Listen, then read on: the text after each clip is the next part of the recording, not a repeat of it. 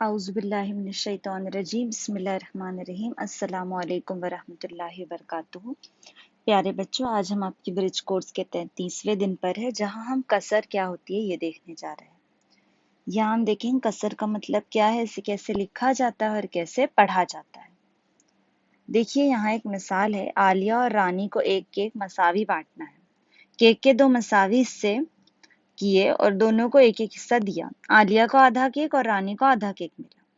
देखिए ये एक पूरा केक था, इसके दो हिस्से हुए, मसावी हिस्से हुए, और एक हिस्सा किसे मिला? रानी को मिला, एक हिस्सा आलिया को मिला। तो देखिए रानी को दो हिस्सों में से एक हिस्सा मिला, इसी तरह आलिया को भी दो हिस्सों में से एक हिस्सा मिला। ये जो लिखने का तरीका है इसे हम कहते हैं कसर। इसे हम क्या कहते हैं? कसर।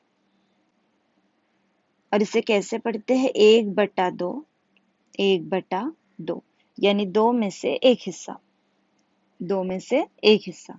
और 1/2 होता है आधा। क्या होता है? आधा। दो में से एक हिस्सा है तो उसे क्या कहते हैं? आधा। देखिए अगला है पाव। अब यही जो केक है वो हमें 4 लोगों में बांटना है, जैसे रानी, राजू, सलीम और आलिया। तो हम क्या करेंगे? इस केक के 4 हिस्से करेंगे, है ना? 4 मसावी हिस्से करेंगे। तो देखिए रानी का हिस्सा जो है वो 4 में से एक हिस्सा है। इसी तरह राजू को भी 4 में से एक हिस्सा मिला, सलीम को 4 में से एक, और आलिया को भी 4 में से एक हिस्सा मिला। तो ये भी क्या लिखी हमने? कसर। 1/4, 1/4। ये क्या है? कसर है। अब इसे पढ़ते कैसे है? 1/4। ये जो ऊपर आपको नजर आ रहा है 1/4 में ऊपर वाला अदद होता है शुमारे कुनिंदा। क्या होता है? शुमारे कुनिंदा। और ये नीचे वाला अदद होता है नसबनुमा। नीचे वाला अदद क्या होता है? नसबनुमा। तो इसे कैसे पढ़ेंगे? 1/4। और इसे क्या कहते हैं? पाव भी कहते हैं। अगला देखिए, अगला है पौन। तो देखिए रानी, आलिया और सलीम, इन तीनों ने मिलकर एक केक खरीदा। अब तीनों ने एक हिस्सा लिया, बाकी एक हिस्सा बचा हुआ राजू के लिए रख दिया। तो देखिए ये हिस्सा जैसे रानी का हो गया, ये हिस्सा जो है वो किसका हो गया? आलिया का हो गया, और ये हिस्सा सलीम का हो गया। तो देखिए तीनों ने मिलकर 3 हिस्से लिए, ये भी 4 में से एक है, ये भी 4 में से एक है, और ये भी 4 में से एक है ना? लेकिन इन्होंने अभी कितने लिए हैं? 4 में से सिर्फ 3 हिस्से लिए हैं, है ना? एक हिस्सा रख दिया है। तो ये जो 4 में से 3 हिस्से होते हैं इसे हम कहते हैं पौन। इसे हम क्या कहते हैं? पौन। और इसे पढ़ते कैसे है? 3/4। 3/4 में शुमारे कुनिंदा क्या है? 3 है, और नसबनुमा क्या है?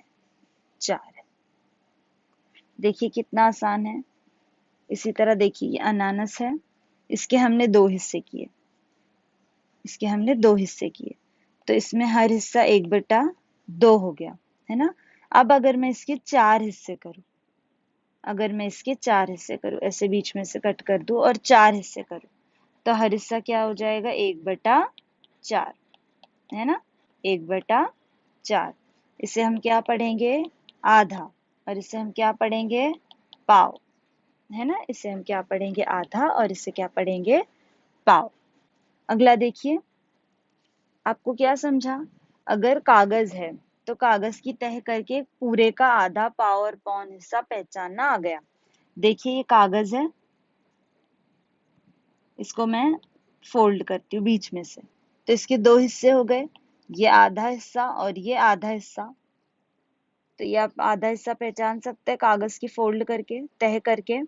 इसी तरह ये कागज है, इसके मैंने 4 हिस्से किए, तो हर हिस्सा 1/4 हो गया, है ना? तो ये क्या हो गया?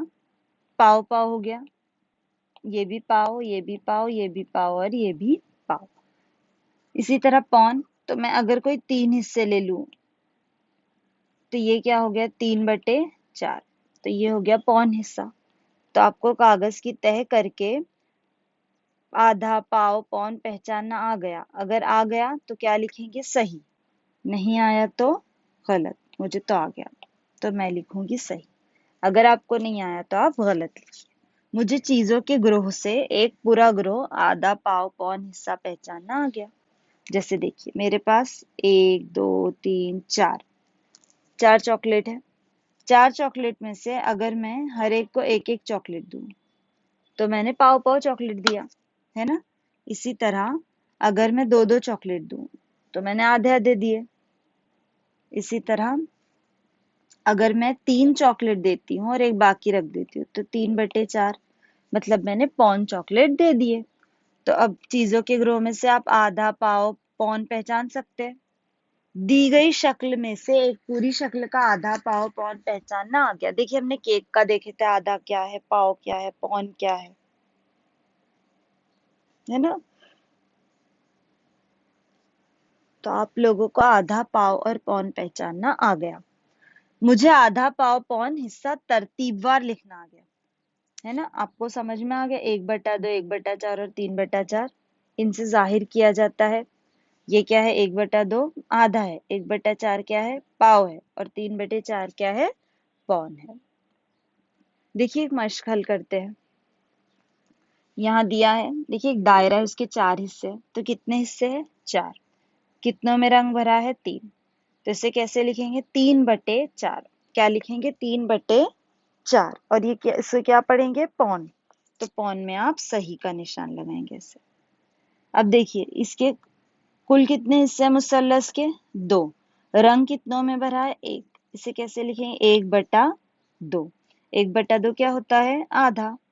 इसी तरह ये जो आप लोगों के सामने मुरब्बा है, इसके कितने हिस्से हैं, 4। कितने हिस्सों में रंग भरा है, 1। लिखेंगे कैसे, 1/4। 1/4 क्या होता है, पाव। इसी तरह ये क्या है, मुस्ततील है। मुस्ततील में कितने हिस्से किए गए हैं, 4। कितने हिस्सों में रंग भरा गया है, 3। क्या लिखेंगे इसे, 3/4, है ना। 3/4 का मतलब पौन। अगला देखिए,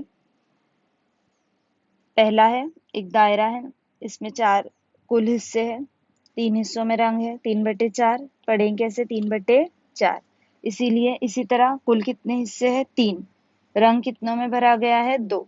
कैसे लिखेंगे, 2/3। कैसे पढ़ेंगे, 2/3। इसी तरह देखिए अगले दायरे में कितने हिस्से हैं, कुल 6, है ना। कितने हिस्सों में रंग है, 1। तो क्या लिखेंगे, 1/6। पढ़ेंगे कैसे, 1/6। अगला क्या है, देखिए ये जो आप लोगों को मुरब्बा दिखाई दे रहा है ना। इसमें कुल कितने हिस्से हैं, 16। कितने हिस्से हैं, 16। कितने हिस्सों में रंग है, 8 हिस्सों में। तो 8/16। 8/16। इसी तरह देखिए अगला जो है, इसमें कितने हिस्से हैं, 7 हिस्से हैं। 7 में से सिर्फ एक हिस्से में रंग है। तो कैसे लिखेंगे, 1/7। ऊपर लिखते हैं ना, जो हमें चुनना है वो ऊपर लिखते हैं। तो 1/7। इसे कैसे लिखेंगे, 1/7। इसी तरह देखिए आखिरी ये जो है डायमंड, इसमें कितने हिस्से हैं, कितने हिस्से हैं, 4। कितने हिस्सों में रंग है, 3। कैसे लिखेंगे, 3/4। लिखेंगे कैसे, कि कैसे पढ़ेंगे, 3/4। देखिए कितना आसान था। तो उम्मीद करती हूँ आप लोगों को आज का ब्रिज कोर्स समझ में आ गया होगा। जाते जाते चैनल को लाइक कीजिए, शेयर कीजिए, सब्सक्राइब कीजिए और नीचे दिए हुए बेल आइकन पर क्लिक कीजिए। जज़ाक।